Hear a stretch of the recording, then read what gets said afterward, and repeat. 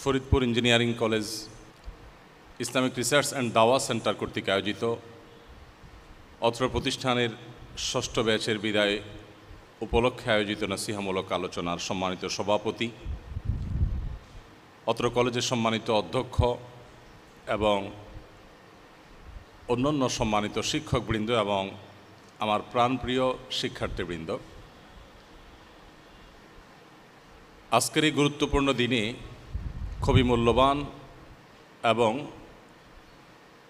খুবই গোছালো একটি প্রোগ্রামে আমাকে কিছু কথা বলার জন্য অনুরোধ করা হয়েছে, সুযোগ দেওয়া হয়েছে। সময়ত উপস্থিতি, আল্লাহ রাব্বুল আলামিনের তরফ থেকে আমাদের জন্য দেওয়া সবচেয়ে বড় নেয়ামত হলো ঈমান। ঈমানের চাইতে বড় এবং মূল্যবান কোনো অ্যাসেট আমাদের আসলে দ্বিতীয়টি হওয়ার কোনো সুযোগ নেই। ঈমান এমন এক সম্পদ, এই সম্পদ আল্লাহ সুবহানাহু ওয়া তাআলা যাকে দিয়েছেন তিনি এটা সঠিক পরিচর্যা করেছেন, ঈমানকে তিনি যথাযথভাবে সংরক্ষণ করার চেষ্টা করেছেন। তিনি শুধুমাত্র আখিরাতে সুখী হয়েছেন তা নয়, দুনিয়াতেও তিনি সুখী। যদি ঈমান সত্যিকার অর্থে আমরা বুঝে থাকি, ঈমানকে যদি আমরা বুঝে শুনে পরিচর্যা করি এবং ধারণ করতে পারি, তাহলে আমাদের চাইতে সুখী মানুষ পৃথিবীতে আর কারোর হওয়ার কোনো সুযোগ নেই, কোনো পথ খোলা নেই। আমাদের সমস্যার বড় একটি জায়গা হলো যে আমরা বেশিরভাগ মুসলিম, যারা আমরা মুসলিম বাই বর্ণ, আমরা জন্মসূত্রে যারা মুসলমান, আমরা আসলে না ঈমানটাকে বোঝার চেষ্টা করেছি কখনো, না ঈমান সম্পর্কে ন্যূনতম কোনো ধারণা আমাদের মধ্যে তৈরি করেছি বা কোনো ধারণা আমরা রাখি। ঈমানকে আমরা অনেকে মনে করি এটা নিছকই একটা এমন বিশ্বাসগত বিষয় যে বিষয়ের সপক্ষে কোনো যৌক্তিকতা নেই, যেটা আসলে যুক্তি নির্ভর নয়, এরকম বিষয়কে আমরা অনেকে ঈমান মনে করি। অথচ ঈমান যদিও আল্লাহ রাব্বুল আলামিন, আখিরাত, সমস্ত নবী রাসূলগণ, সমস্ত আসমানি কিতাব, তাকদীর ইত্যাদি বিষয়ের উপরে বিশ্বাস করার নাম, দৃঢ় বিশ্বাস করার নাম, কিন্তু এই বিশ্বাসগুলো একেবারে যুক্তিহীন, একেবারেই নিছকই বিশ্বাস নির্ভর, ব্যাপারটি সেরকম নয়। তবে হ্যাঁ, ঈমান এটা শুধুমাত্র যুক্তির উপর দাঁড়িয়ে থাকা কোনো বিষয় নয়, তবে ঈমানের প্রতিটি পয়েন্টের পেছনে রয়েছে অসংখ্য যুক্তি। আল্লাহ রাব্বুল আলামিন আমাদেরকে যে ইসলাম দিয়েছেন, এখানকার প্রতিটি বিষয়, প্রতিটি আদেশ, প্রতিটি নিষেধ, প্রতিটি পয়েন্ট, এগুলোর পেছনে রয়েছে বহুবিধ যুক্তি, যার কোনোটি হয়তো মানুষ আবিষ্কার করেছে 500 বছর আগে, কোনোটি হয়তো ইসলামের নবী করিম সাল্লাল্লাহু আলাইহি সাল্লামের যে আবির্ভাব তার 1000 বছর পর আবিষ্কৃত হয়েছে, কোনোটির যৌক্তিকতা প্রমাণিত হয়েছে আরও পর, কোনোটি হয়তো এখন থেকে আরও 200, 400, 500 বা 1000 বছর পর প্রমাণিত হবে। তবে এটুকু সত্য যে আল্লাহ রাব্বুল আলামিন যে আমাদের ঈমান আনয়নের নির্দেশ করেছেন, এটা নিছকই আল্লাহর নির্দেশ, এর সপক্ষে বা এই ঈমান আনয়ন করার পেছনে কোনো যুক্তি নেই, ব্যাপারগুলো সেরকম নয়। আমি সেদিকে দীর্ঘ আলোচনা যেতে পারবো না, কারণ আমাদের আর অনেক কথা বলতে হবে। শুধু একটি পয়েন্ট আমি বলতে চাই, ঈমান বিল আখিরাহ বা আখিরাতের প্রতি বিশ্বাস পার্থিব জগতই শেষ নয়, বরং পার্থিব জগতের পরের যে মৃত্যু পরবর্তী জীবন আসছে সেটি আসল জীবনের শুরু, এবং সেই জীবনের সে জগতের কোনো শেষ নেই। এই যে পরকালের প্রতি বা আখিরাতের প্রতি ঈমান, খোলা চোখে দেখলে মনে হয় বিষয়টি একেবারেই যুক্তিহীন বা যুক্তি নির্ভর নয়। আমরা যদি বিষয়টিকে এভাবে দেখি যে একজন মানুষ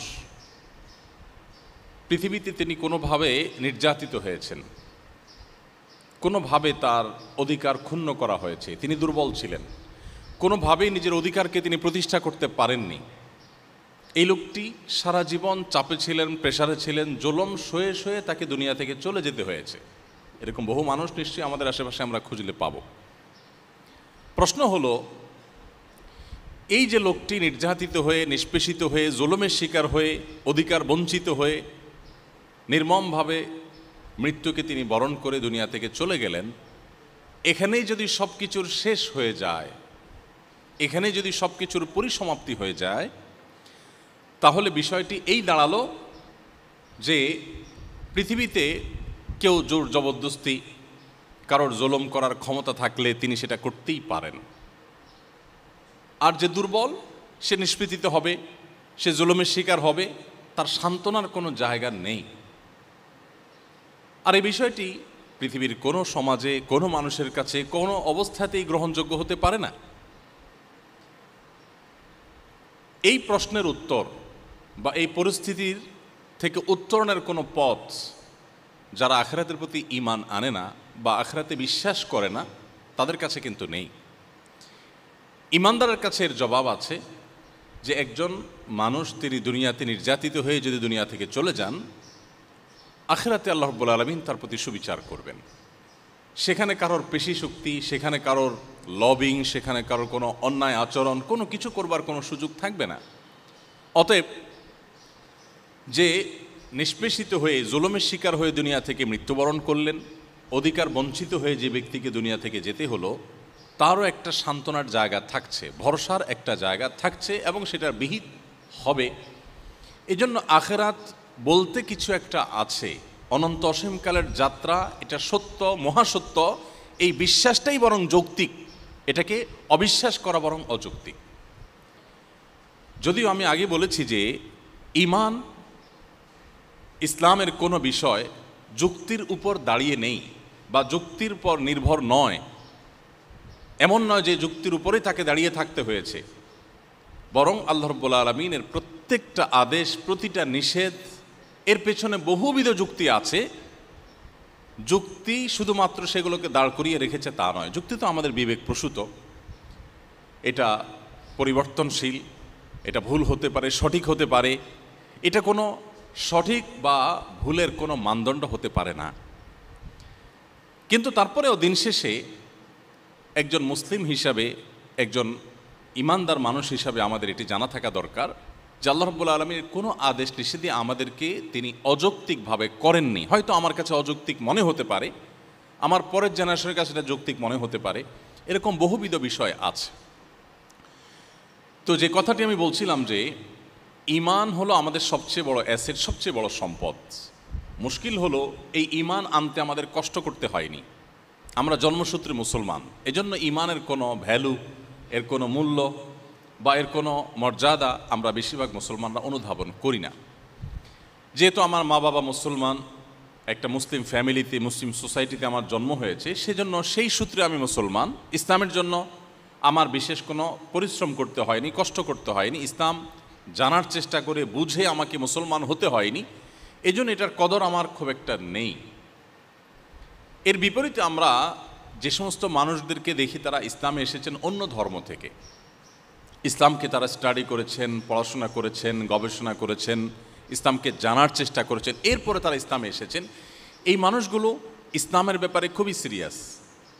তারা ইসলামকে প্র্যাকটিস করেন জেনে বুঝে। তাদের ইসলাম প্র্যাকটিসটা আমাদের সাধারণ বা গতানুগতিক বা জন্মসূত্রে মুসলমানদের মতো গুরুত্বহীনতার সাথে সাধারণত হয় না।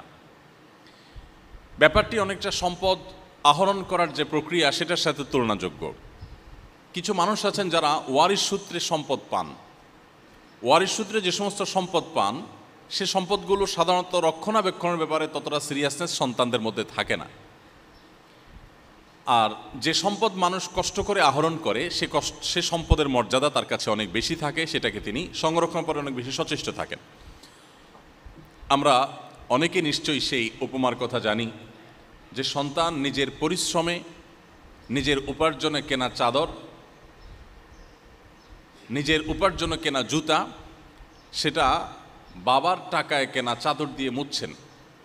কারণ বাবার টাকায় কেনা চাদর, এটার প্রতি তার সেই শ্রদ্ধা বা তার সেই পরিশ্রম করে যে করতে হয়েছে, সেই ব্যাপারটি তার কাছে না থাকার কারণে তার কাছে তার কেনায় তার পরিশ্রমে কেনা জুতার গুরুত্ব মর্যাদা অনেক বেশি।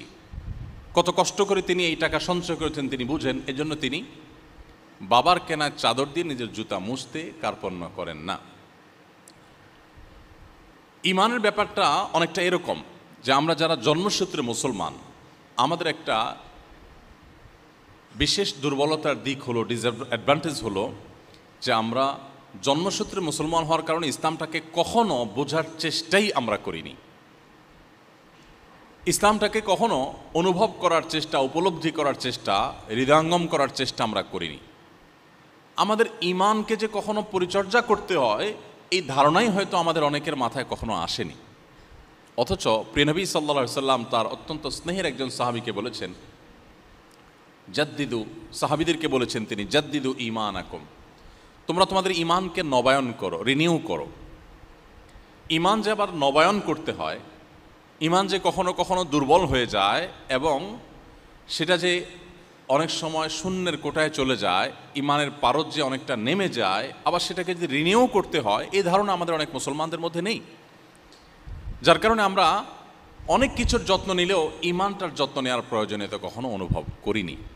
সম্মানিত উপস্থিতি, আজকের এই অনুষ্ঠানের মাধ্যমে আমি আপনাদেরকে বিনীতভাবে অনুরোধ করতে চাই যে আমাদের ঈমানটাকে আমরা সংরক্ষণ করবার চেষ্টা করি, ঈমানকে পরিচর্যা করার চেষ্টা করি। কিভাবে করতে পারি? প্রথমত ঈমান সম্পর্কিত জ্ঞান অর্জন করার মাধ্যমে। ঈমান সম্পর্কিত জ্ঞান অর্জন যদি আমরা না করি, কিসে আমাদের ঈমান রক্ষা হয়, কিসে আমাদের ঈমান নষ্ট হতে পারে, ঈমান বিষয়টা কি, এগুলো সম্পর্কে আমাদের পড়াশোনা করা দরকার, জানাশোনা থাকা দরকার। আমাদের মুসলমানদের একটা দুর্বলতার দিক, বিশেষ করে এই সাবকন্টিনেন্টের মুসলমানদের একটা দুর্বলতার দিক হলো যে আমরা পড়ে শুনে জেনে শুনে মুসলমান খুবই কম। আমরা ম্যাক্সিমাম মানুষ হলাম শুনে শুনে মুসলমান। শুনে শুনে মুসলমান আর পড়াশোনা করে মুসলমানের মধ্যে পার্থক্য আকাশ এবং পাতাল। একজন মানুষ যখন ইসলামটাকে জানার চেষ্টা করেন, বোঝার চেষ্টা করেন, এরপর তিনি ইসলাম প্র্যাকটিস করেন, তার ইসলামটা যতটা উপভোগ্য হয়, তার ইসলামটাকে তিনি যতটা এনজয় করতে পারেন, ইসলামটা পালন তার কাছে যতটা তৃপ্তিদায়ক হয়, একজন মানুষ গতানুগতিক মুসলিম হয়ে ইসলাম পালন করলে সেটি তার কাছে অনেকটা বোঝা মনে হয়। সেটি তিনি জাস্ট করার জন্য করা, সেই দিক থেকে তিনি করেন। এই জন্য ঈমান সম্পর্কে আমাদের জানা থাকা দরকার, পড়াশোনা করা দরকার। আমি অত্যন্ত আনন্দিত হয়েছি যে এই কলেজে আলহামদুলিল্লাহ সেই ব্যবস্থাপনা আছে। ইতিমধ্যে আলহামদুলিল্লাহ এখানে নানামুখী দাওয়াতি কার্যক্রম হয়ে থাকে এবং এখানে শিক্ষার্থীদের উদ্যোগে, শিক্ষকদের সহযোগিতায় আলহামদুলিল্লাহ কোরআনে কারিমের হিফজের ব্যবস্থাও আছে এবং দিন শেখার আয়োজন আছে। আফটার কলেজ প্রোগ্রাম এখানে রয়েছে আলহামদুলিল্লাহ। এটা আপনাদের জন্য অনেক বড় সৌভাগ্যের একটি বিষয়। বিশেষ করে শিক্ষা জীবনে এরকম একটা সুযোগ থাকা, এটা আমাদের জন্য আল্লাহর পক্ষ থেকে অনেক বড় একটি নেয়ামত। আমি আশা করব যে সে নেয়ামতের সর্বোচ্চ আপনারা কদর করার চেষ্টা করবেন। সম্মানিত উপস্থিতি, আমি শুরুতে বলছিলাম যে ঈমান আমাদেরকে শুধু আখিরাতে নয় দুনিয়াতেই সুখী করবে।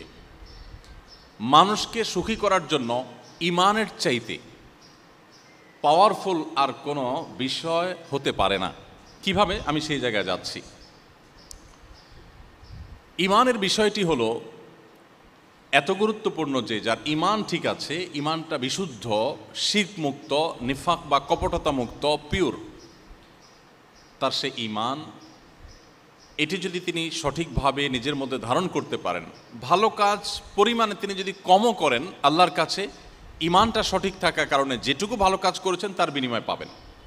আর যদি ঈমানের মধ্যে ভেজাল থাকে বা ঈমানটা সঠিক না থাকে বা সংশয়পূর্ণ ঈমান থাকে, আমাদের মুসলমানদের একটা বড় অংশ আছেন যাদের ঈমানটা সংশয়পূর্ণ ঈমান, যাদের ঈমানটার মধ্যে দৃঢ়তা নাই, দৃঢ় বিশ্বাস নাই।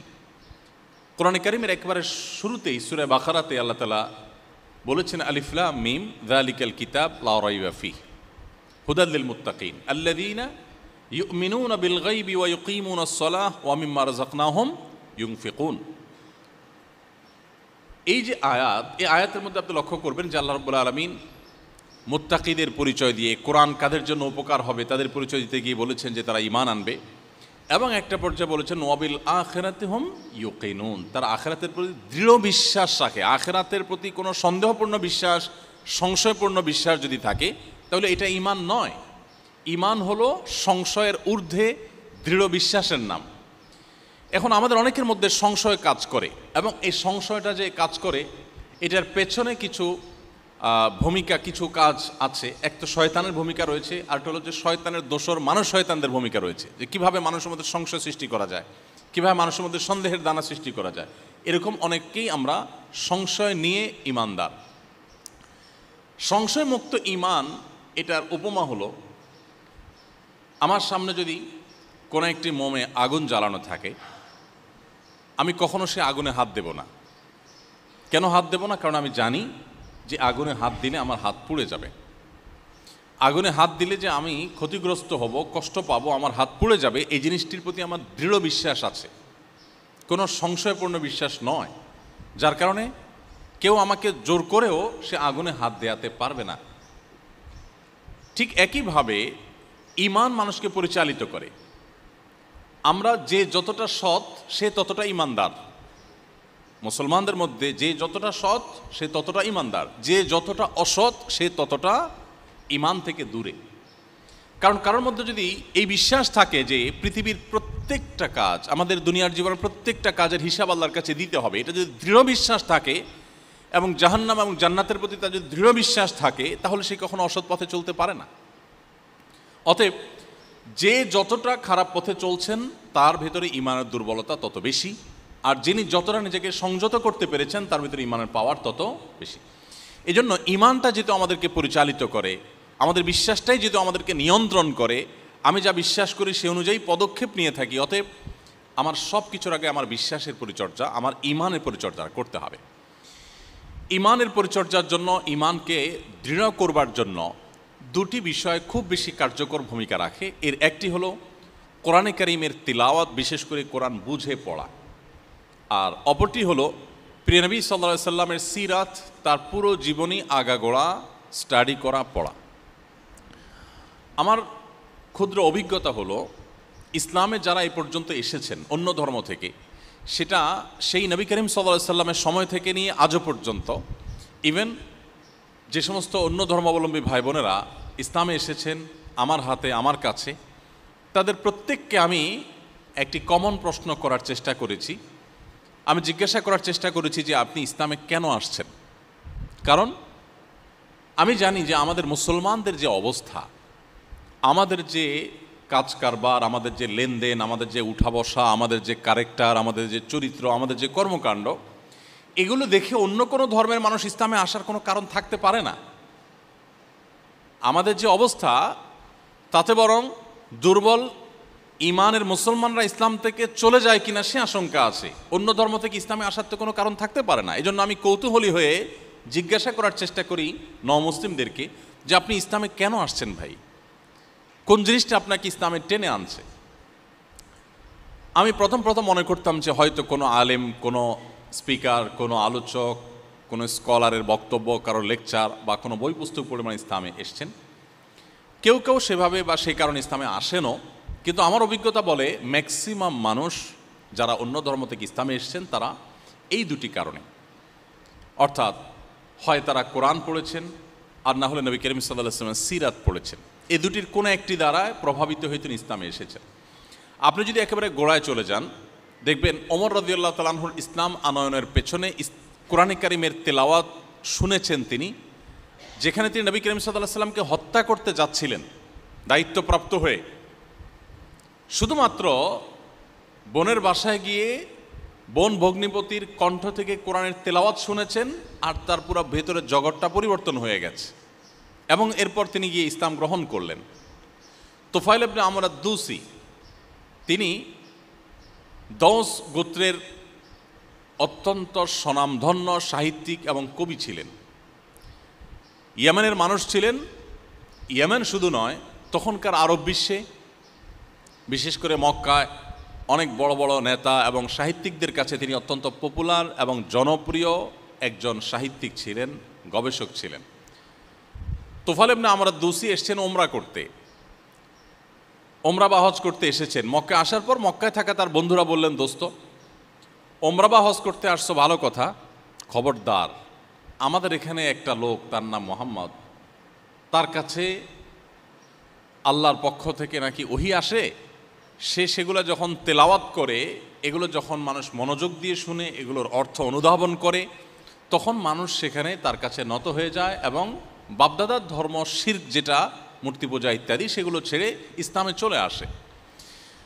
তো তুমি একজন সাহিত্যিক মানুষ, বুদ্ধিজীবী মানুষ, গবেষক, লেখক মানুষ, তুমি বিপদগামী হও, তুমি বাপদাদার ধর্ম থেকে বিচ্যুত হও, এটা আমরা চাই না। সো তুমি একটা কাজ করবে, যতক্ষণ তুমি কাবায় থাকবে, মক্কায় হারাম শরীফে থাকবে, ততক্ষণ তোমার দুই কান বন্ধ করে রাখবে যেভাবেই হোক, যাতে তোমার কানে ওই মোহাম্মদের যে কোরআন, এটার তেলাওয়াত তোমার কানে আসতে না পারে। বন্ধুদের পরামর্শ অনুযায়ী উনি দোনো কান বন্ধ করার ব্যবস্থা করলেন, তুলা বা কিছু একটা দিয়ে দোনো কান একেবারে এমনভাবে বন্ধ করলেন যে খুব মনোযোগের সাথে না শুনলে কোনো কথা শোনা যাবে না। বেশ কিছুক্ষণ এভাবে থাকার পর, যেহেতু শিক্ষিত মানুষ, তার মনে হলো যে আমি কি এত আনপড় জাহেল যে কেউ কিছু বলবে আর তার মন্ত্রে মুগ্ধ হয়ে আমি তার অনুসারী হয়ে যাব? এত অশিক্ষিত তো আমি না, আমার তো যথেষ্ট সেন্স আছে, নিজের যথেষ্ট জ্ঞান আছে। সো আমি শুনি, যদি কোনো কিছু আমার কানে আসে শুনি, দেখা যাক। উনি এরপর সব কিছু খুলে ফেলে দিলেন এবং সৌভাগ্যবশত যথা আপনার সন্দেহ সেটি বাস্তবায়ন হলো এবং যথা আশঙ্কা তারা করেছিলেন সেটি বাস্তবায়ন হলো এবং তার কণ্ঠে তার কানে কোরআনে কারিমের তেলাওয়াত ভেসে আসলো। কিছুটা শোনার পর, যেহেতু সাহিত্যিক মানুষ, তিনি বুঝলেন যে এটা আসলে কোনো মানুষের কথা হতে পারে না বা মানুষ এই ধরনের কথা বলতে পারে না। তিনি তখন অনেকটা ব্যাকুল হয়ে গেলেন মুহাম্মদ সাল্লাল্লাহু আলাইহি ওয়াসাল্লামের সাথে সাক্ষাৎ করবার জন্য। কিন্তু মুশকিল হলো, মক্কার বড় বড় নেতারা, যারা তার দোস্ত বন্ধুবান্ধব, তারা যদি শুনে যায় তাহলে মান সম্মান যাবে, তারা তাকে হ্যাও করবে, হাসাহাসি করবে, তুমিও ধরা খেলে। এই জন্য আলী রাদিয়াল্লাহু তাআলা আনহুকে খুঁজে বের করে তার সাথে চুক্তি করলেন যে তুমি আমাকে মুহাম্মদের কাছে নিয়ে যাবে এবং এমনভাবে যাবে যে আমি তোমার সাথে যাচ্ছি এটা যেন কেউ টের না পায়। তুমি সামনে সামনে যাবে, আমি অনেক দূর থেকে তোমাকে ফলো করব। যদি ইতিমধ্যে কোনো নেতা, নেতৃস্থানীয় কোনো ব্যক্তি এসে যায় যারা আমাকে চিনে, আমি বাইরে থেকে ওমরা করতে আসছি, আমাকে জানে, যারা আমার পার্সোনালিটি যারা জানে, তারা কেউ যদি এসে যায়, আমি জুতা সারার ভান করে বসে যাব, তুমি তোমার হাঁটা কন্টিনিউ করবে। ভাবটা এমন হবে যে তোমার সাথে আমার কোনো সংযোগ নেই। এইভাবে করতে করতে নবী করিম সাল্লাল্লাহু আলাইহি সাল্লামের কাছে গেলেন। এরপর যাওয়ার পর ইসলাম গ্রহণ করলেন। ইয়ামানের প্রথম ব্যক্তি যিনি ইসলাম গ্রহণ করেন এবং তার মাধ্যমে পুরো ইয়েমেন ইমানের আলো দ্বারা আলোকিত হয়। কারণ হিসাবে ভূমিকা রেখেছে এই কোরআন। এই কোরআন আমরা আজও পড়ি, কিন্তু তোফায়েল ইবনে আমর আদ-দৌসি যে মুহূর্তের কোরআন তেলাওয়াতের কারণে তার পরিবর্তন এসেছে, আমাদের 30 পারা কোরআন বারবার শুনছি, বারবার তেলাওয়াত করছি, আমাদের মধ্যে পরিবর্তন আসছে না। এর অন্যতম একটা বড় কারণ হলো কোরআন বোঝার কোনো চেষ্টা আমাদের মধ্যে নেই। আমরা আমাদের আস-সুন্নাহ ফাউন্ডেশন থেকে 2024 থেকে 2025-এর রমাদানের মধ্যবর্তী এই 12 মাস, পুরো বছরটাকে আমরা কোরআন বর্ষ ঘোষণা করে সারা দেশের সর্বস্তরের মানুষকে কোরআনে কারিম বুঝে পড়ার প্রতি আমরা উদ্বুদ্ধ করে একটা প্রতিযোগিতার ঘোষণা দিয়েছি এবং সেই প্রতিযোগিতায় আমরা 15 লক্ষ টাকার পুরস্কার ঘোষণা করেছি এবং প্রথম, দ্বিতীয়, তৃতীয় যারা হবেন তাদের জন্য রয়েছে সম্পূর্ণ বিনা খরচে ওমরার ব্যবস্থা। আরও অনেক বিপুল পরিমাণে পুরস্কারের ব্যবস্থা আমরা রেখেছি। 6 ধাপে পরীক্ষাটা হচ্ছে। প্রথম 5 ধাপে 6 পারা করে, মাত্র 2 মাস সময়, 6 পারা। আপনি আপনার নিজ দায়িত্বে কোরআনটার তর্জমায় কোরআন দেখে দেখে আপনি পড়বেন। কোনো জায়গায় সংশয় থাকলে স্থানীয় আলেমদের শরণাপন্ন হবেন।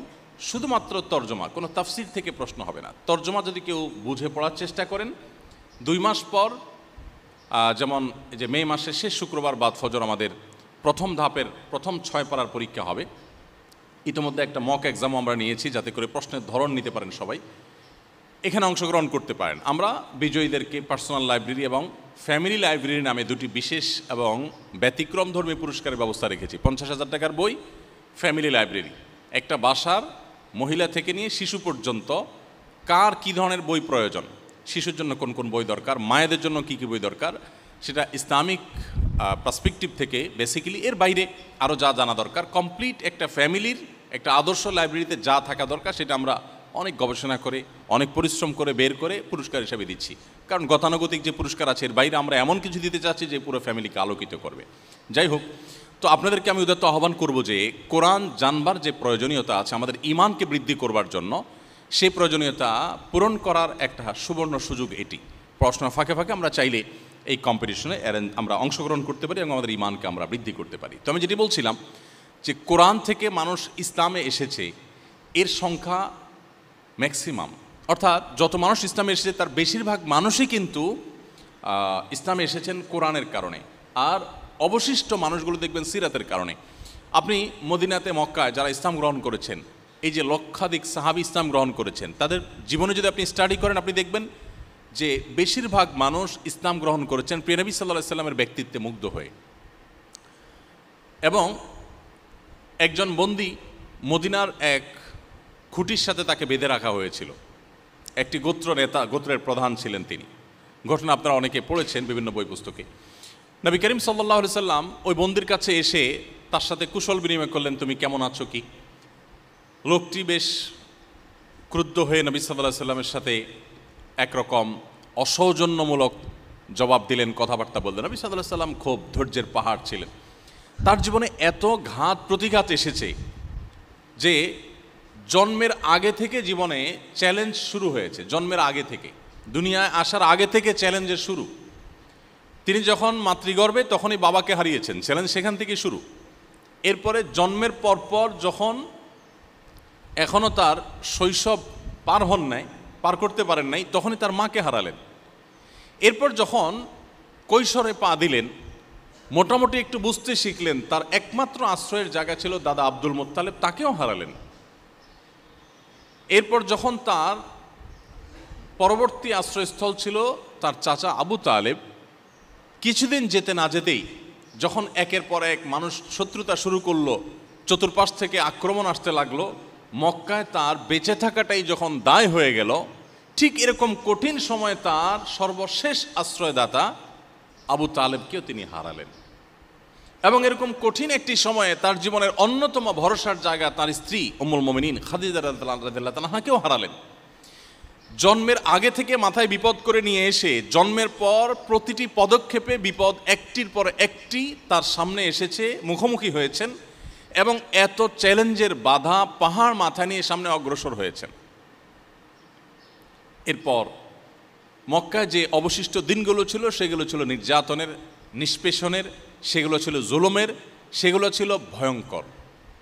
3 বছর লাগাতার অবরোধ তার প্রতি এবং তার অনুসারীদের প্রতি, যারাই ঈমান এনেছে তাদের প্রতি। সে অবরোধ এর ধরন কেমন ছিল? আজকাল যে পৃথিবীতে অবরোধ দেওয়া হয় এটা সেরকম অবরোধ ছিল না, এর চাইতে অনেক বেশি ভয়ঙ্কর ছিল। তাদের সাথে মক্কার কোনো মানুষ কথা বলতো না। মুসলমান হয়েছেন তো হাতে গোনা কয়েকজন, আর পুরা মক্কা নগরীর যে শত শত হাজারো মানুষ, কেউ তাদের সাথে কথাও বলতেন না, কোনো কিছু তাদের কাছে বিক্রি করতেন না, তাদের কাছ থেকে কিনতেন না। আমরা একটু যদি চিন্তা করি যে এই ধরনের অবরোধ যদি এই যুগে হয়, মানুষের হয়তো বিকল্প বহু পথ মানুষের কাছে খোলা থাকতে পারে, কিন্তু যখন মক্কার মতো জায়গায় যেখানে কোনো ফল ফসল তেমন একটা হয় না, সম্পূর্ণই মরুভূমি, রুক্ষ একটি জায়গা, পাহাড়ি একটা এলাকা, সেখানে যদি সমাজের সর্বস্তরের মানুষ সামান্য কয়েকজন মানুষের সাথে এই ধরনের অবরোধ করে এবং সেই অবরোধটা যদি টানা 3 বছর কন্টিনিউ করে, তাহলে পরিস্থিতি কতটা ভয়াবহ হতে পারে। সাহাবীদের ক্ষেত্রে, প্রিয় নবী সাল্লাল্লাহু আলাইহি ওয়াসাল্লামের ক্ষেত্রে সেটাই হয়েছিল। আপনারা জানেন, সিরাত গ্রন্থগুলো যারা পড়েছেন তারা বলতে পারবেন যে ওই সময়টাতে মুসলমানরা, সাহাবীরা জীবন বাঁচাবার জন্য গাছের লতা পাতা খেতে হয়েছে, এমন এমন জিনিস খেতে হয়েছে যেটা মানুষ সাধারণত খায় না, খেতে পারে না, শুধুমাত্র জীবন রক্ষা করবার জন্য। এরকম ভয়ঙ্কর অবরোধ করা হয়েছে। তাকে হত্যা করবার জন্য একাধিক উদ্যোগ নেওয়া হয়েছে, বারবার উদ্যোগ নেওয়া হয়েছে। একটা একটা করে প্রত্যেকটার মোকাবেলা তিনি করেছেন, সবগুলোকেই তিনি ফেইল করেছেন। তিনি নিজে টিকে ছিলেন এবং তার মিশনকে তিনি নিয়ে সামনে অগ্রসর হচ্ছেন এত সব বাধার মধ্যে। এরপর একটা পর্যায়ে বাধা এমন পর্যায়ে চলে গেল যে মক্কায় তিনি আর থাকতে পারলেন না, তাকে হিজরত করে চলে যেতে হলো মদিনায়। মদিনায় গিয়ে যে পরদেশে, প্রবাসে, ভিন দেশে গিয়ে যে শান্তিতে থাকবেন সে সুযোগও ছিল না। সেখানে যাওয়ার পর মক্কা থেকে যারা তাকে নিজের মাতৃভূমি থেকে বিতাড়িত করে ছেড়েছে, তারাই কিন্তু প্রিয় নবী সাল্লাল্লাহু আলাইহি সাল্লামের প্রতি নানাভাবে ষড়যন্ত্র, যুদ্ধ, এগুলো একটার পর একটা চাপিয়ে দিয়েছে। আপনারা জানেন বদর হয়েছে, উহুদ হয়েছে, খন্দক হয়েছে, বড় বড় যুদ্ধ হয়েছে, সর্বগ্রাসী আক্রমণ হয়েছে, মদিনাকে ঘিরে ফেলার চেষ্টা করা হয়েছে। অর্থাৎ দূর দেশে গিয়ে যে শান্তিতে থাকবেন মুসলমানরা, নবী সাল্লাল্লাহু আলাইহি ওয়াসাল্লাম, সেই সুযোগও ছিল না। পদে পদে চ্যালেঞ্জ ছিল এবং বাধা ছিল, এবং সেটা একমুখী বাধা নয়, বহুমুখী বাধা। অর্থনৈতিকভাবে দুর্বল করার চেষ্টা, রাজনৈতিকভাবে দুর্বল করার চেষ্টা, অস্তিত্বকে নিশ্চিহ্ন করে ফেলার চেষ্টা, ঐক্যবদ্ধ চেষ্টা, আবার বিচ্ছিন্ন প্রচেষ্টা, এমনকি আরবের বাইরের যে সমস্ত তখনকার রোমান সম্রাট ছিল তাদেরকে নানাভাবে নবী সাল্লাল্লাহু আলাইহি ওয়াসাল্লামের ব্যাপারে সংক্ষুব্ধ করা এবং তাদেরকে লেলিয়ে দেওয়া, নানাভাবে চেষ্টা করা হয়েছে। অবাক করা বিষয় হলো, একটা মানুষের জন্মের আগে থেকে এত বাধা, এরপর জন্মের পর একটার পর একটা বাধা পাহাড় ডিঙ্গিয়ে তিনি চূড়ান্তভাবে তার মিশনকে সাকসেস করে আকাশে তুলে রেখে তারপর দুনিয়া থেকে চলে গেছেন। কত বছরের ব্যবধানে? আমরা যদি মদিনার জীবনটাকে শুধু কাউন্ট করি, যে নিজে স্বাধীনভাবে কাজ করার সুযোগ বাধা সত্ত্বেও যেটুকু পেয়েছেন সেটুকু মদিনায় পেয়েছেন, আর সেটি ছিল 10 বছর। 10 বছরে পুরো পৃথিবীর পট পরিবর্তন করে দিয়েছেন, পৃথিবীর ইতিহাসের গতিপথ সম্পূর্ণ চেঞ্জ করে দিয়ে দুনিয়া থেকে চলে গেছেন। তার পথে কোনো গোলাপ বেছানো ছিল না, প্রতিটা পদে পদে কাঁটা ছিল। মুসলমান তো বটেই, একজন অনুসন্ধানী, একজন ন্যূনতম ইতিহাস সম্পর্কে জানতে আগ্রহী মানুষ হিসেবে আমাদেরকে প্রিয় নবী সাল্লাল্লাহু আলাইহি ওয়াসাল্লামের জীবন ইতিহাসটা কেন জানা প্রয়োজন, সেজন্য আমি এতগুলো কথা বললাম। কিভাবে একজন মানুষ তার জীবনে এত অল্প সময়ে এত বড় সাফল্যের চূড়ান্ত শিখরে পৌঁছতে পারেন, পৃথিবীতে এরকমটি আরেকটা ইতিহাস তো খুঁজে পাওয়া যায় না। এবং একটি কথা আমি প্রায় বলি, মুহাম্মদ সাল্লাল্লাহু আলাইহি ওয়াসাল্লাম শুধু নন, যত নবী রাসূল পৃথিবীতে এসেছেন তাদের কাউকে এখনও যদি কেউ কোনো কটু কথা বলে, আমরা আমাদের নবীর কথাই বলতে পারি, মুহাম্মদ সাল্লাল্লাহু আলাইহি ওয়াসাল্লামকে যদি কেউ কোনো খারাপ কথা বলে, মন্দ কথা বলে, পৃথিবীতে লক্ষ লক্ষ কোটি কোটি মানুষের হৃদয়ে কিন্তু রক্তক্ষরণ হয়। মানুষ সত্যিই কষ্ট অনুভব করে, কষ্ট পায়। 1400 বছর আগে তো দূরের কথা, 500 বছর আগে চলে গেছেন পৃথিবী থেকে, এমন কোনো ক্ষমতাধর রাজা কিংবা জনপ্রিয় কোনো ব্যক্তিত্ব কিংবা কোনো ভালো মানুষ আপনি দেখাতে পারবেন না যে লোকটাকে ঢাকার গুলিস্তানের মোড়ে দাঁড়িয়ে তার 14 গোষ্ঠী ধরে যদি কেউ গালিগালাজ করে বা নিন্দামন্দ করে বা তাকে খারাপ কথা বলে, তাহলে একজন মানুষও বলবে যে আমি হৃদয়ে কষ্ট অনুভব করছি। একটা মানুষও আপনি হয়তো পাবেন না। অর্থাৎ তাকে কি বললো না বললো এতে কারোর কিছু আসে যায় না। কিন্তু মুহাম্মদ সাল্লাল্লাহু আলাইহি ওয়াসাল্লাম প্রায় 1500 বছর হতে যাচ্ছে দুনিয়া থেকে তিনি চলে গেলেন। এত সময় পার হওয়ার পর এখনো পর্যন্ত তাকে নিয়ে কেউ কটু কথা বললে পৃথিবীর সমস্ত মুসলমানদের মনে কষ্ট অনুভব হয়। কি ছিল তার মধ্যে যার কারণে 1500 বছর ধরে তার ভালোবাসা মানুষের অন্তরে এইভাবে গেঁথে আছে? কি ছিল? এই আগ্রহের জায়গা থেকে আমাদের প্রিয় নবী সাল্লাল্লাহু আলাইহি ওয়াসাল্লামের জীবনীটা, সিরাত গ্রন্থ আমাদের শুরু থেকে শেষ পর্যন্ত কমপক্ষে একবার হলেও জীবনে পড়া উচিত। আমি কথা বলছিলাম ঈমান প্রসঙ্গে, যে আমাদের ঈমানকে যদি আমরা নবায়ন করতে চাই, শক্তিশালী করতে চাই, ঈমানকে যদি আমরা পরিচর্যা করতে চাই, আমি যদি শুনে শুনে মুসলমান না হয়ে বুঝে শুনে মুসলমান হতে চাই, তাহলে আমাকে কোরআন পড়তে হবে বুঝে এবং সিরাত পাঠ করতে হবে নবী সাল্লাল্লাহু আলাইহি ওয়াসাল্লামের। এ দুটি, এর কোনো বিকল্প পথ কিন্তু নেই।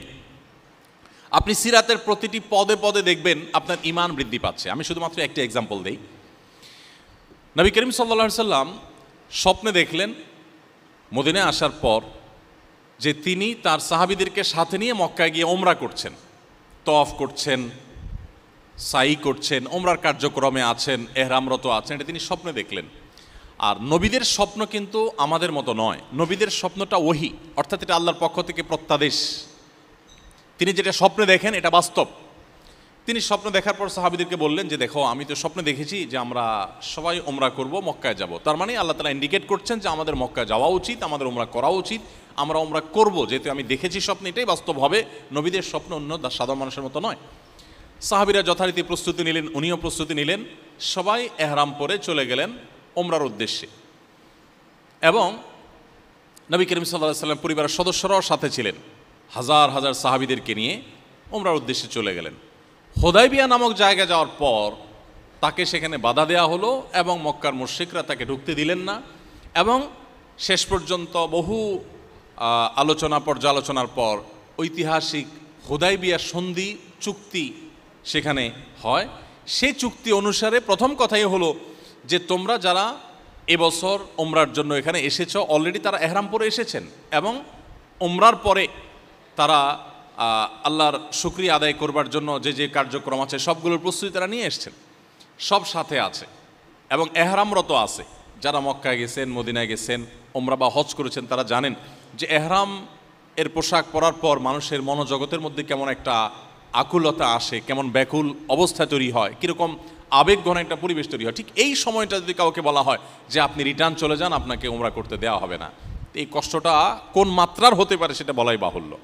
যাই হোক, সাহাবীরা সবাই একেবারে মক্কার কাছাকাছি চলে গেলেন, হুদাইবিয়া চলে গেলেন, এহরামরত আছেন। ওই মুহূর্তে মক্কার মুশরিকদের সাথে চুক্তি হলো যে না, তোমরা এবছর রিটার্ন যাবে, তোমাদেরকে মক্কায় ঢুকতে দেওয়া হবে না, আগামী বছর তোমরা ওমরা করবে। এখন যারা এই বছর বাধা দিয়েছে, সামনের বছর যে বাধা দিবে না তার কোনো গ্যারান্টি নেই, বাট চুক্তি হয়ে গেছে, উভয় পক্ষর থেকে স্বাক্ষর হয়ে গেছে। সাহাবীদের মনের অবস্থা বলাই বাহুল্য, খুব মনোবেদনায় আছেন। নবী করিম সাল্লাল্লাহু আলাইহি সাল্লাম নির্দেশ করছেন, সাহাবীদের মধ্যে সেটা কোনো মানে অ্যাক্টিভিটিস দেখা যাচ্ছে না, সেটা পালন করার কোনো মানসিকতা দেখা যাচ্ছে না। নবী সাল্লাল্লাহু আলাইহি ওয়াসাল্লাম নিজেও চিন্তিত হয়ে পড়লেন যে কী ব্যাপার, যে সাহাবীরা আমার নির্দেশ দেওয়ার আগে তারা প্রস্তুত থাকে, এখন তারা কোনো কথাই মানছে না। সবাইকে বলা হচ্ছে মাথা চুল চেঁচে ফেলার জন্য যে ওমরার সর্বশেষ কার্যক্রম, যদিও তো অসাই করি নাই, যেহেতু বাধাগ্রস্ত হয়েছে, আমরা মাথা চুল চেঁচে হলক করে আমরা ফেরত যাব। সাহাবীরা কেউ চাচ্ছেন না। নবী করিম সাল্লাল্লাহু আলাইহি সাল্লাম চিন্তিত হয়ে পড়লেন। এই যে একটা কঠিন সময়, এই কঠিন সময়ে আমরা হলে কি করতাম, একটু যদি আমরা ভাবি, আমরা হলে কি করতাম? সবার মধ্যে এই প্রশ্ন আসতো। আমরা খুব ভদ্রতার সাথে হলেও বলতাম, হে আল্লাহর রাসূল, আপনি না স্বপ্নে দেখেছেন যে আমরা ওমরা করছি এবং সেই স্বপ্নের বাস্তবায়নের জন্য আপনি আমাদের নিয়ে এসেছেন। এখন দেখা গেল যে কই, আমরা ওমরা তো করতে পারছি না, আপনি বলছেন ফেরত যেতে, তাহলে আপনার স্বপ্ন বাস্তবায়ন হলো কই? নবীদের স্বপ্ন তো ভুল হয় না, তো আপনি 70-90 হয়ে থাকলে এটা কিভাবে হলো? নিশ্চয়ই আমরা এরকম প্রশ্ন করতাম। সাহাবীদের কারোর মনে হয়তো এই প্রশ্ন আসে নাই। ঐতিহাসিকগণ হুদায়বিয়ার ঘটনার বর্ণনা উল্লেখ করতে গিয়ে কোনো সাহাবীর এরকম কোনো মন্তব্য দেখাতে পারেননি, কারণ মনে এরকম সন্দেহ ছিল না। আমি যে সন্দেহের ঊর্ধ্বে থেকে ইমান, সন্দেহাতীত ইমান, দৃঢ় বিশ্বাসের যে ইমান, সেটার কথা বলছিলাম, এটা হলো তার এক্সাম্পল। আপনি যখন সিরাত পড়বেন তখন দেখবেন যে এরকম একটা পরিস্থিতি তৈরি হয়েছে যে ইমান চলে যাওয়ার উপক্রম, ইমান থাকার কথা নয়, কিন্তু সাহাবীদের ইমান সম্পূর্ণ অটল ছিল। তারা বিশ্বাস করতেন মুহাম্মদ সাল্লাল্লাহু আলাইহি সাল্লাম যা বলেছেন সেটা সত্য, আমার চোখ যদি দেখে তার বিপরীত কিছু, তো আমার চোখ মিথ্যা। সেটা হয়তো প্রমাণ হতে পারে এক সময় যে আমার চোখ মিথ্যা দেখেছে, ভুল দেখেছে, কিন্তু তিনি ভুল বলতে পারেন না। সাহাবীদের সে বিশ্বাস ছিল। পরবর্তীতে দেখা গেল কি, 1 বছর পর তারা ঠিকই মক্কায় গিয়ে তারা ওমরা করলেন। শুধু ওমরা করলেনই তা নয়, তারা 1 বছরের ব্যবধানে তারা পুরো মক্কাকে বিজয় করলেন, জয় করলেন। তো নবী করিম সাল্লাল্লাহু আলাইহি সাল্লামের স্বপ্ন যেটা তিনি দেখেছেন, সাহাবীদেরকে সে স্বপ্ন বাস্তবায়ন করার জন্য সাথে নিয়ে গেছেন, বাধাগ্রস্ত হয়ে ফিরে এসেছেন। আমরা হলে অনেকে সেখান থেকেই বেঈমান হয়ে যেতাম, কিন্তু সাহাবীদের ঈমান এত বেশি অটল ছিল যে কোনো কিছুতে সেটা থেকে তাদেরকে টলাতে পারে নাই। সম্মানিত উপস্থিতি, এজন্য আপনাদেরকে আমি অনুরোধ করলাম যে আমাদের ঈমানকে পরিচর্যা করবার জন্য জীবনে একবার হলেও কোরআনের শুরু থেকে শেষ পর্যন্ত একটু বুঝে পড়া এবং নবী করিম সাল্লাল্লাহু আলাইহি সাল্লামের সিরাত গ্রন্থ, তার জীবনী গ্রন্থ, কমপক্ষে একটি জীবনী গ্রন্থ শুরু থেকে শেষ পর্যন্ত একবার পড়া, এই দুটি বিষয় আমাদের ঈমানকে বৃদ্ধি করতে, ঈমানকে মজবুত এবং স্ট্রং করতে অনেক বেশি সহযোগিতা করবে ইনশাআল্লাহ তাআলা। এর পাশাপাশি আপনারা যারা বিদায়ী শিক্ষার্থী, বিদায়ী ব্যাচ আছেন, আপনাদেরকে আমরা বলতে চাই যে আপনারা যখন কর্মের জগতে প্রবেশ করবেন, সেরকম জগতে প্রবেশ করার পর অনেক প্রতিকূল পরিবেশ আপনাদেরকে পেয়ে বসবে। এরকম প্রতিকূল পরিবেশে আপনার ঈমানকে ধরে রাখার জন্য আপনার প্রয়োজন হবে বিশেষ বিশেষ প্রচেষ্টা। এর ভিতরে একটা হলো যেটি আমি বললাম যে কোরআন এবং সিরাত, এই দুটিকে আপনি আঁকড়ে ধরবেন এবং ভালো করে পড়বেন। ভালো করে পড়লে সবচেয়ে বড় লাভ হবে যে আপনার ইসলামটাকে আপনি এনজয় করতে পারবেন। ইসলামটা আপনি শুধুমাত্র আন্ধাধুন্ধা ইসলাম বা যা শুনে শুনে ইসলাম পালন করার যে বিষয়, সেখানে থাকবে না। আপনি ইসলামটা বুঝে বুঝে ইসলাম গ্রহণ করলে বা ইসলাম পালন করলে প্রতিটা ইবাদতে আপনি আলাদা তৃপ্তি অনুভব করবেন ইনশাআল্লাহ তাআলা। সেই সাথে দ্বিতীয় যে বিষয়টি আমি বলতে চাই তা হলো ইসলামটা আমাদের শেখা দরকার। ঈমানকে পরিচর্যা তো আমরা করবই, এর পাশে ইসলামটা শেখার চেষ্টা করব। ইসলাম শেখার ব্যাপারে আমাদের তেমন কোনো প্রচেষ্টা দেখা যায় না। আমরা শুনে শুনে মুসলমান বেশিরভাগ ক্ষেত্রেই যা সবাইকে করতে দেখছি আমরা তাই করছি, আমাদের ইসলাম নিয়ে পড়াশোনা খুব একটা করা হয় না। আমরা ইসলামটা শেখার জন্য যদি ভালো ভালো কিছু বই পড়ি, যেমন ডক্টর খন্দকার আবদুল্লাহ জাহাঙ্গীর মাওলা ইসলাম বিশ্ববিদ্যালয় কুষ্টিয়ার আল হাদিসের প্রফেসর ছিলেন, মারা গেছেন। স্যার বেশ কিছু বই আছে একেবারে ইসলামের বেসিক বিষয়গুলো জানার জন্য অনেক বেশি উপকারী। এই বইগুলো যদি আপনার কাছে থাকে, আপনি যদি পড়েন, এরকম আর অনেক বই আছে, অনেক বই আছে যে বইগুলো আমাদেরকে ইমানের বেসিক বিষয়গুলো, ইসলামের বেসিক বিষয়গুলো জানতে সহযোগিতা করবে। এগুলো যদি আমার কাছে থাকে এবং পুরো বই যদি আমি ভালো করে পড়ি, অনেকগুলো কোর্স আছে, যেমন আপনাদের এখানে আফটার কলেজ কোর্স আছে আমি শুনলাম, এই কোর্সটা সম্পর্কে আমি জানি, খুবই সুন্দর এবং চমৎকার একটি কোর্স। এই কোর্সটা আপনাকে ইসলামের বেসিক বিষয়গুলো জানতে দারুণভাবে সহযোগিতা করবে। আপনি যদি এখানে ইনভলভ হন, যারা এখনও আরও 2-1 বছর আসেন এই কলেজে ইনশাআল্লাহ, তারা যদি ইনভলভ হন এবং শিখেন, তাহলে সেক্ষেত্রে আপনি দেখবেন যে এর আগের ইসলাম আর এর পরের ইসলাম আপনার কাছে আসমান এবং জমিন তফাৎ, অনেক বেশি ব্যবধান আপনার কাছে মনে হবে। এই জন্য আমি আপনাদেরকে অনুরোধ করব, প্লিজ, আপনারা শিক্ষিত মানুষ, আপনারা এদেশের উন্নয়নে আপনাদের প্রত্যেকের দক্ষতা অনুযায়ী আপনারা ভূমিকা রাখবেন। শুধু এদেশ নয়, বিশ্ব মানবতার কল্যাণে আপনারা প্রত্যেকে নিজেকে যার যার মতো নিজ জায়গা থেকে আপনারা অবদান রাখবেন। অতএব আপনারা যদি ইসলামটা জানার চেষ্টা না করেন, বোঝার চেষ্টা না করেন, আপনি যদি একজন অশিক্ষিত বা শিক্ষাবঞ্চিত মানুষের মতো ইসলামটা আপনার চর্চা করেন, তাহলে সেটা অবশ্যই দুঃখজনক হবে এবং সেটা কাঙ্ক্ষিত হবে না।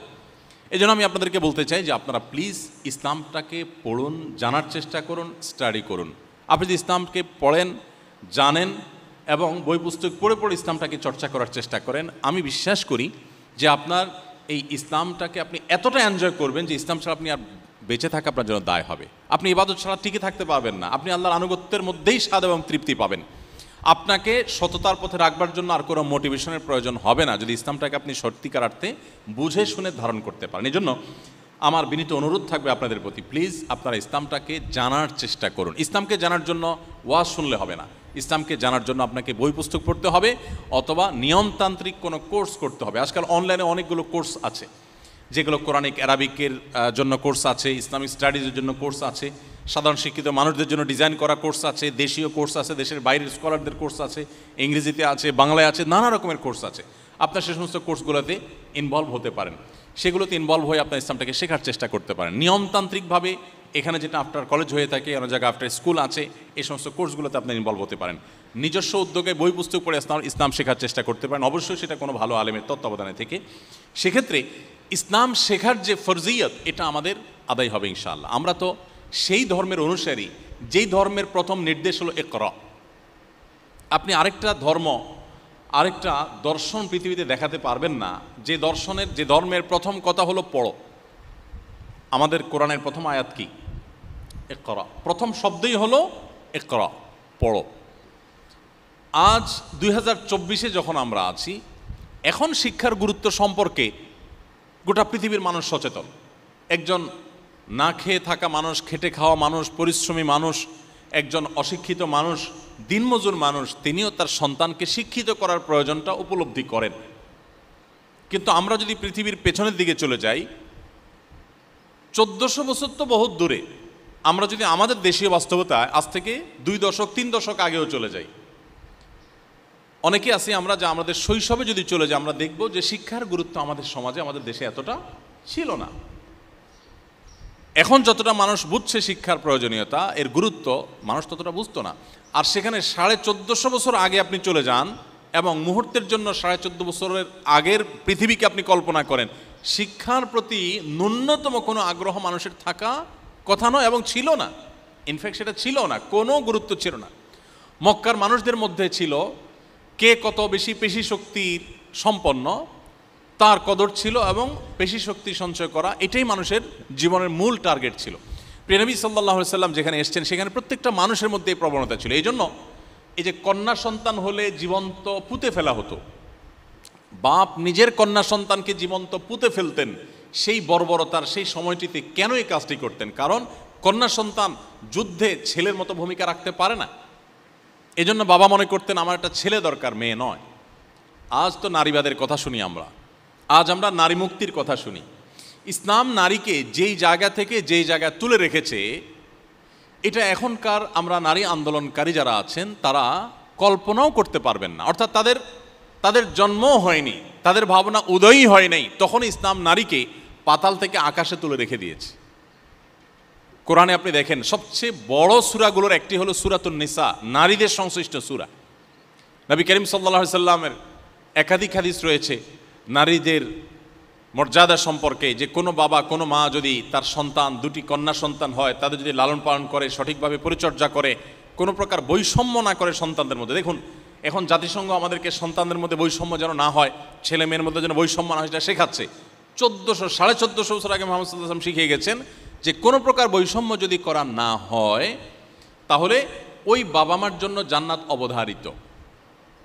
এখানে ছেলে যদি কেউ 1 ডজনও জন্ম দেয় এবং তাদের সঠিক পরিচর্যা করে, তাদের জন্য আলাদা কোনো ফজিলতের কথা কোনো হাদিসে বলা হয় না, বাট মেয়েদের জন্য বলা হয়েছে যে মেয়ে সন্তানকে যদি পরিচর্যা করে, তাদেরকে রক্ষণাবেক্ষণ, তাদের সেবা যত্ন দিয়ে, শিক্ষা দিয়ে মানুষ করে তুলে, কোনো প্রকার বৈষম্য না করে, ওই বাবা মার জন্য নবী সাল্লাল্লাহু আলাইহি ওয়াসাল্লাম জান্নাতের গ্যারান্টি দিয়েছে।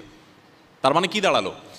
মেয়েদেরকে যখন মেয়ে হিসাবে জন্মগ্রহণ করাটা যখন অপরাধ ছিল, বাবা নিজের কন্যা সন্তানকে যখন পুঁতে ফেলতো জীবন্ত, ওই সমাজে এসে শুধুমাত্র মৃত্যুর হাত থেকে রক্ষা করার, বেঁচে থাকার অধিকারই এনে দেন নাই, সমাজের সবচেয়ে মর্যাদার সাথে বেঁচে থাকার অধিকার মুহাম্মদ সাল্লাল্লাহু আলাইহি ওয়াসাল্লাম এনে দিয়েছেন, যখন এই নারীবাদের জন্মও হয়নি। আপনি পরিবেশের কথা বলবেন, আজ ফ্যাক্টরি রেভলিউশনের পর পৃথিবীতে পরিবেশ বিপর্যয় শুরু হয়েছে। তার আগ পর্যন্ত পৃথিবীতে পরিবেশ বিপর্যয়ের কথা মানুষ চিন্তাও করতে পারত না, অর্থাৎ মানুষ ভাবেইনি কখনো যে পরিবেশ এভাবে বিপর্যস্ত হতে পারে, এতটা বিপর্যয়ের মুখোমুখি হতে পারে। এখন ফ্যাক্টরি রেভলিউশনের পর গোটা পৃথিবীতে পরিবেশ বিপর্যস্ত হচ্ছে, পরিবেশ বিপর্যয়ের মুখোমুখি হচ্ছে আমরা। এখন এসে পৃথিবীর মানুষ উপলব্ধি করেছে যে প্রচুর বৃক্ষরোপণ করা দরকার, বনায়ন করা দরকার, গাছপালা ধ্বংস করা বন্ধ করা দরকার, এগুলো মানুষ বুঝছে। এখন অনেক বেশি আমাদের বৃক্ষরোপণের গুরুত্ব ইত্যাদি, এই সমস্ত সবক আমাদেরকে নিতে হয় বিভিন্ন সংস্থা থেকে, বৈশ্বিক এবং দৈশিক বিভিন্ন সংস্থা থেকে। মজার বিষয় হলো প্রিয় নবী সাল্লাল্লাহু আলাইহি সাল্লাম সেই 1450 বছর আগে আমাদেরকে বৃক্ষরোপণ করার পরে এত বেশি গুরুত্ব আরোপ করেছেন যে তিনি বলেছেন কারোর হাতে যদি কোনো গাছের চারা থাকে, তিনি চারাটি লাগাতে যাচ্ছেন আর দেখতে পাচ্ছেন যে ইসরাফিল সিংহে ফুৎকার দিচ্ছেন, এখনই সকল প্রস্তুতি সম্পন্ন, তার মানে মহাপ্রলয় হবে, এই পাহাড় সব কিছু তুলোর মতো উঠতে থাকবে, ধ্বংস হয়ে যাবে গোটা সৃষ্টি জগৎ, তাহলে এই চারা পুঁতে তো লাভ নেই। নবী সাল্লাল্লাহু আলাইহি সাল্লাম বলেছেন এমতো পরিস্থিতিতেও সেই চারা হাতে নেওয়া ব্যক্তি যেন তার চারাটি মাটিতে পুঁতে, ধ্বংস যদি হয়েও যায় যাক, তার চেষ্টা যেন সে করে, তার পদক্ষেপ নিতে যেন সে কার্পণ্য না করে। পরিবেশ রক্ষা নিয়ে যাদের কনসার্ন আছে, যারা এটা নিয়ে আন্দোলন করছেন, তারা কেউ হয়তো এতটা বৃক্ষরোপণের গুরুত্ব এতটা জোর দিয়ে বলার সুযোগও এখনো পান নাই। এবং এখন পরিবেশ রক্ষার ব্যাপারে, নারীদের অধিকার রক্ষার ব্যাপারে আরও নানা রকম যে বিষয়গুলো আছে, এগুলোর ব্যাপারে কথা বলা অনেক সহজ, কারণ সেরকম যথেষ্ট কারণ আছে যে পরিবেশ রক্ষা করতে হবে। নবী সাল্লাল্লাহু আলাইহি ওয়াসাল্লাম যখন বলেছেন তখন তো পরিবেশ বিপর্যয়ের মুখোমুখি হয় নাই, তখন এই কথা বলা এটা ছিল মিরাকল, এটা তার নবী হওয়ার প্রমাণ যে অনাগত পৃথিবীতে যে সমস্যাগুলো হবে, যে সংকটগুলো হবে, সেগুলোর সমাধান তিনি তখনই বলে গেছেন, শুধু ইমপ্লিমেন্ট করার অভাব ছিল। আমরা যদি ইসলামটাকে একটু স্টাডি করি, একটু পড়াশোনা করার চেষ্টা করি, জানার চেষ্টা করি, তো আমার ইসলাম কতটা উপভোগ্য হবে, এটা আমার জন্য কতটা তৃপ্তিদায়ক হবে, এটা আমার জন্য কতটা আনন্দের হবে, সেটা আমি কোনো ভাষায় ব্যক্ত করতে পারবো না। এই জন্য সম্মানিত উপস্থিতি, ইসলামকে জানার চেষ্টা করা আমাদের দরকার, এবং জেনে শুনে যখন ইসলাম গ্রহণ করব, আমরা ইসলামকে পালন করব, সেই ইসলামটা সম্পূর্ণই ব্যতিক্রম হবে। আপনারা, আবারও বলছি, আপনারা শিক্ষিত মানুষ, আপনারা জাতির ভবিষ্যৎ, আপনারা আমাদের প্রিয় স্বদেশ, প্রিয় মাতৃভূমির উন্নয়ন, গোটা বিশ্ব মানবতার উন্নয়নে আপনারা ভূমিকা রাখবেন। আপনারা যদি আপনাদের ইসলামটা অন্য সাধারণ মানুষ যারা ইসলামকে না জেনে, না বুঝে, পড়াশোনা না করে জাস্ট দেখে দেখে ইসলাম পালন করছে, তাদের মতো আপনি ইসলাম পরিচর্যা করেন বা ইসলাম জানার চেষ্টা করেন, ইসলাম চর্চা করেন, তাহলে সেটা হবে খুবই দুঃখজনক অধ্যায়। অতএব আমি আপনাদেরকে বলতে চাই, ঈমানকে পরিচর্যার পাশাপাশি আসুন আমরা ইসলাম শেখার চেষ্টা করি, ইসলাম জানার চেষ্টা করি। এখন থেকে আপনি কিছু বই পুস্তক কিনে সেটা পড়া শুরু করে দেন, এবং কোনো জায়গায় সংশয় হলে আপনি কোনো আলেমের শরণাপন্ন হন, এবং কোনো না কোনো কোর্সে ইনভলভ হয়ে ইসলাম শেখার চেষ্টা শুরু করে দিন। নাম্বার 3, আপনারা যারা এখনও আরও 1 বছর 2 বছর এই কলেজে আছেন, আর যারা চলে যাচ্ছেন বিদায়ী ব্যাচ, আপনাদের সকলকে আমি বলতে চাই 5 ওয়াক্ত নামাজ আপনার জীবনের যেন এমন একটি বিষয় হয় যে এটার সাথে আপনি কোনো কম্প্রোমাইজ করবেন না, কোনো অবস্থাতেই না। আপনার জীবনে এমন কোনো পরিস্থিতি আসবে না যে পরিস্থিতিতে আপনি নামাজ পড়বেন না। একমাত্র পরিস্থিতি হতে পারে আপনি সেন্সলেস হয়ে গেছেন, আপনার কোনো সেন্স নাই, আপনি বেহুশ হয়ে গেছেন, তাহলে তো আপনার আর নামাজ পড়বার শক্তি নেই। কিন্তু যতক্ষণ পর্যন্ত আপনার সেন্স আছে, ইভেন আপনি দাঁড়াবার ক্ষমতা নাই, নবী করিম সাল্লাল্লাহু আলাইহি ওয়াসাল্লাম বলেছেন বসে পড়ো, বসে পড়তে পারেন না শুয়ে পড়ো, কেন নামাজ পড়বেন? সবচেয়ে সরল উত্তর হলো আপনার আল্লাহর নির্দেশ, আল্লাহর সামনে আপনাকে যেতে হবে, দাঁড়াতে হবে, জবাবদিহি করতে হবে, আপনাকে নামাজ পড়তে হবে। এর পাশাপাশি আমি যেটি বলবো তা হলো, আমি শুরুতে একটা কথা বলেছিলাম, ঈমান শুধু আমাদেরকে আখিরাতে সুখী করবে তা নয়, দুনিয়াতেই সুখী করবে। ঈমানের পাশাপাশি নামাজ হলো মানুষের সুখের একটা মূল মন্ত্র। যারা সঠিকভাবে নামাজ পড়েন তারা বলতে পারবেন যেই কোনো ডিপ্রেশন, যে কোনো পেরেশানিতে, যে কোনো মুসিবতে, যে কোনো বিপদে মানুষের খুব আগ্রহের সাথে, খুশুর সাথে যথাযথভাবে 2 রাকাত নামাজ যদি কেউ পড়ে, তিনি অনেকটা হালকা হয়ে যাবেন, তিনি অনেকটা প্রশান্তি অনুভব করবেন। এটা যারা নিয়মিত নামাজ পড়েন, সুন্দর করে নামাজ পড়তে জানেন, তারা বলতে পারবেন। যারা নামাজ সঠিকমতোভাবে পড়েন না, বা জুমার নামাজটা হয়তো শুধু পড়েন, 2-4 ওয়াক্ত পড়েন, বাকিগুলো বাদ দেন, বা পড়েন কিন্তু ধীরস্থিরতার সাথে পড়েন না, পড়েন কিন্তু মনোসংযোগের সাথে পড়েন না, এই মানুষগুলো আসলে নামাজের এই অলৌকিকত্ব অনুভব করতে পারবেন না।